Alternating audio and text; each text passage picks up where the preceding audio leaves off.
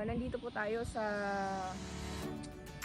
isa sa project namin dito sa Silaki Island, Bolinao, Pangasinan, ang 5 CMD Solar Powered Desalination System. Tara, tingnan natin yung system natin.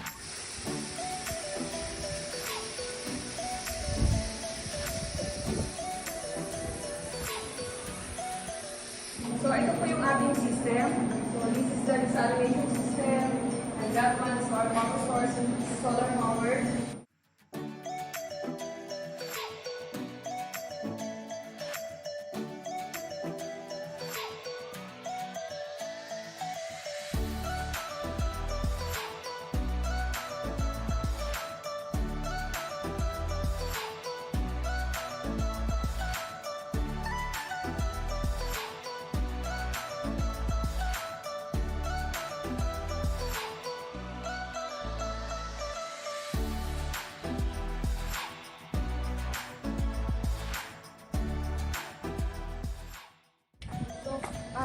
First step sa process, so ang ating source po ay from the sea.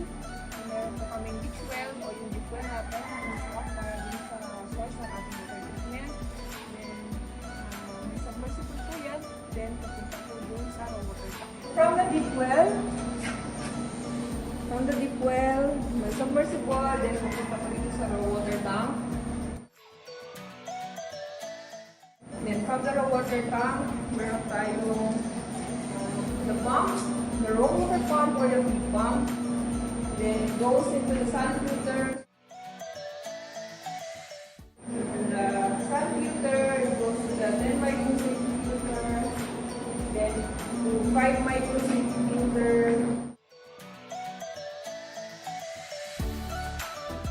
Papunta na po sa ating reverse osmosis.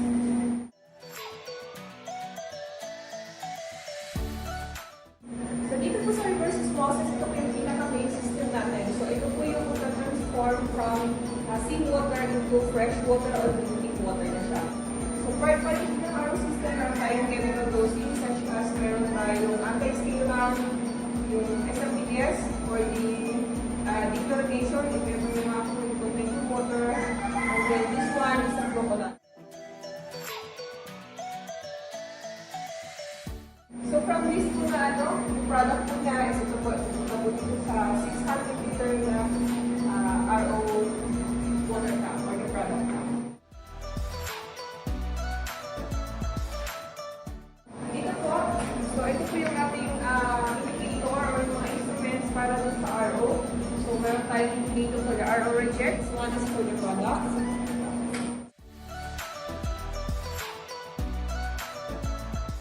Part ng RO system, since merong RO system, meron tayong CIP system. So, CIP system is a part ng maintenance ng ating RO. Bali, meron tayong CIP tank, and the CIP filter. Ito po yung control. So, operation po natin mga RO is manual and automatic control. So, this one, ito indicator ng seawater feed. Product, meron tayo. And this one, ito po yung sa main control natin, naka-HMI po tayo. So, we have an manual and automatic operation. So, yung buong process po dyan is makikita na siya. So, ito po dyan, lahat ng mga equipment. Then, we have this one, indicator lamps, select a switch for the on-off system. This one, indicator lamps, and this one is the pressure indicator. We have the pressure for the before ng mga safety filter, after safety filter, and this one is the RO feed pressure, and this one is the concentrate saline. So, ito po yung ating main controller. So, yung pinaka-source ng yung power dito, ito po yung system ng ating solar power.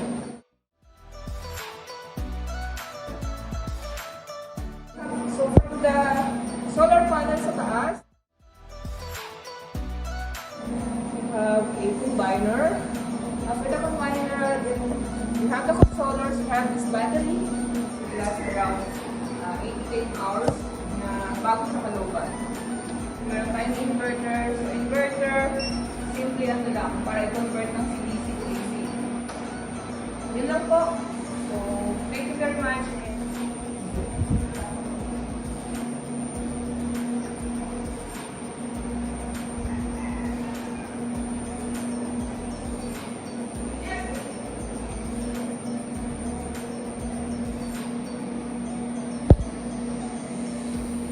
I'm Dayan, one of the engineer ng Suma Water Resources Inc.